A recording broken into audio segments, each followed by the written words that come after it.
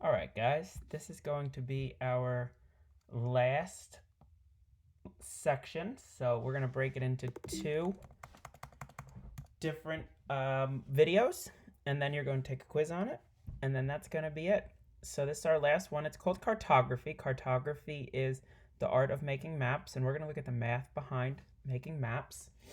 So we're going to go over a few things, and I want to make sure you highlight anything that's in red throughout this lesson because that's going to be some very important stuff for your assessment. So let's start with what is a map. A map is a two-dimensional representation or projection of the surface of the Earth. So ideally, I want you to think about the world itself is round. It's a globe. It's a sphere. And I want you to think about there's no way to turn something that's 3D into something 2D without messing it up. So that's what this section's about. It's about how maps are not perfect. So what is perfect? A perfect representation of the Earth would be a globe.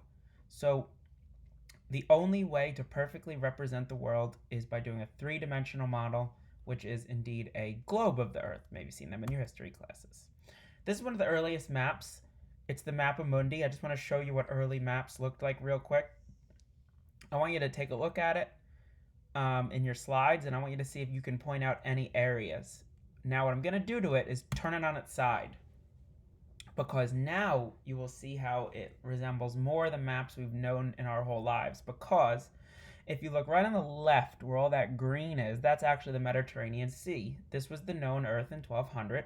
They knew about the Mediterranean Sea, so that's what they had. They had some of Africa, some of Asia, most of Europe. No North or South America on here. Next, some important maps in time. This is Leonardo da Vinci's octant map, and it is important, and I make reference, there's a whole lot of maps, but we're only going to look at some. In 1514, it was the first time ever we saw a South Pole continent. So that was a big play in the world because it was the first time ever they thought, oh yeah, we have a South America. This is what it would look like remastered, and you can see that there is definitely the South America on the bottom. Now we get to the most famous of all the maps. This is the Mercator projection. The Mercator projection was made in 1569, and I want to just point out right now on this slide that it is the most important map because it was used to traverse the oceans. It was designed not for land at all, but it was used to be able to go across the ocean. It is made in a way where it is for navigation so that someone can leave Europe and actually make it to America. This is what the Mercator projection looks like updated. This is, again, the most famous map. This is the one you see the most. It makes all this stuff up here look absolutely massive. And then it makes places like this look really tiny. So let's go over some of the important parts of the Mercator projection. It definitely distorts relative sizes of countries. It is centered at the prime meridian. Let me tell you what the prime meridian is. The prime meridian is a line that goes from bottom to top through Greenwich, England, right there. And it's the zero line of longitude. We have latitude and longitude, the grid on the Earth. And what's important about that prime meridian, it was in England, and they thought they were the most important, so they put zero line, the prime meridian, through England. But what's the problem? Some problems with this projection. Again, it was only used for the oceans, but why is it important to know its problems? Is that it overemphasizes countries like Canada, Greenland, Alaska as a state, China, Russia are not this big. They really aren't. This map was not made to show these countries looking this big. It was made to be able to traverse the ocean. So those countries got distorted. We're just going to breeze through some things we don't need for online. So purposes of a map. You want to think about when you look at a map, what are the purposes? The purposes may be for travel, like the Mercator. The purposes may be for a military map. A lot of money is spent for military maps.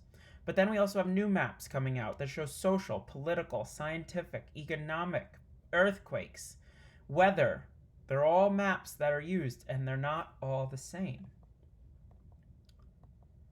So we're going to talk more. I just talked a little bit at the prime meridian. We're going to talk about that longitude and latitude, which is the grid system that goes all over the Earth. It shows different kind of street addresses, but on a whole global scale.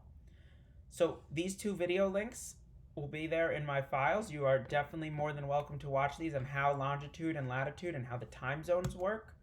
But for us, you have to know the difference between longitude and latitude. Latitude are the lines called parallels that run from east to west, and they go across the Earth this way, left to right, east to west. While longitude starts at the top tip and goes to the bottom tip. They are tight at the top, wide in the middle, and a narrow again at the bottom, just like the Earth. It's widest in the middle and comes to a point at the top and the bottom. So some important things. If you ever heard about, North Pole, South Pole, the tropics, the Arctic Circle, these are all parts of latitude. I want to draw some more attention because the longitude has more purpose. The zero line was, of course, the prime meridian in England, because we had to start the number 0 somewhere on something that's round. They are not equidistant. They are 15 degrees apart, but they are not always the same distance. They're always 15 degrees. Now, the longitude lines are the lines that create the time zones for us. They show the different time zones. They are furthest apart at the equator, and they intersect at the poles. Longitude touches at the North Pole and the South Pole. So this is another map. This shows you kind of how maps get really different. This is the line that shows earthquakes. It is certainly not centered like we're used to seeing, because most earthquakes don't happen in the Atlantic Ocean. They happen in the Pacific. So let's center a map in the Pacific. And you can see Africa appears twice because they try and show the tectonic plates without disconnect. So they just repeated some of the Earth to show all of the red line, which are the tectonic plates where earthquakes happen. Now, a little bit of time on this Robinson projection. I want to spend a little bit of time here. You'll have a couple of quiz questions on it. This is, again, the Robinson projection. And I want to show you some important parts on how to use longitude and latitude on this projection.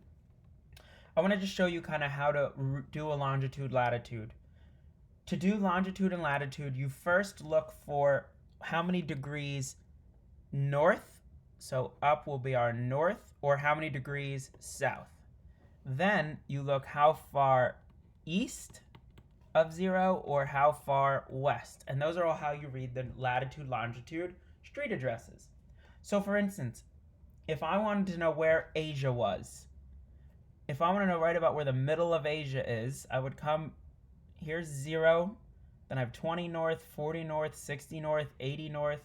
Well, the middle of Asia, we'll say, is right about, we'll say the whole continent center is right there.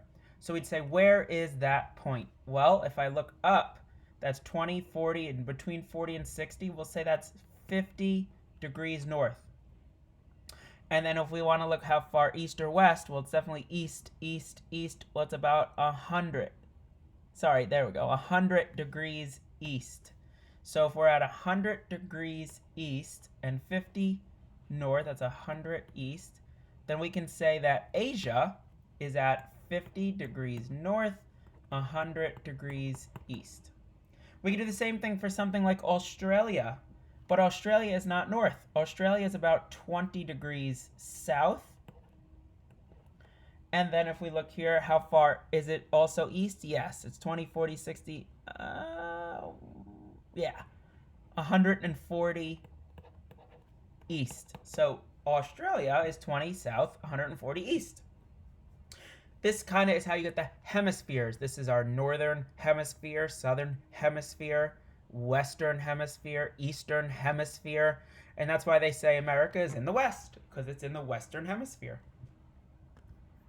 And again, that was the Robinson projection. So when we meet again, we're going to talk about how the three-dimensional Earth becomes a two-dimensional flat surface. So that will be, we're going to finish up this lesson next class.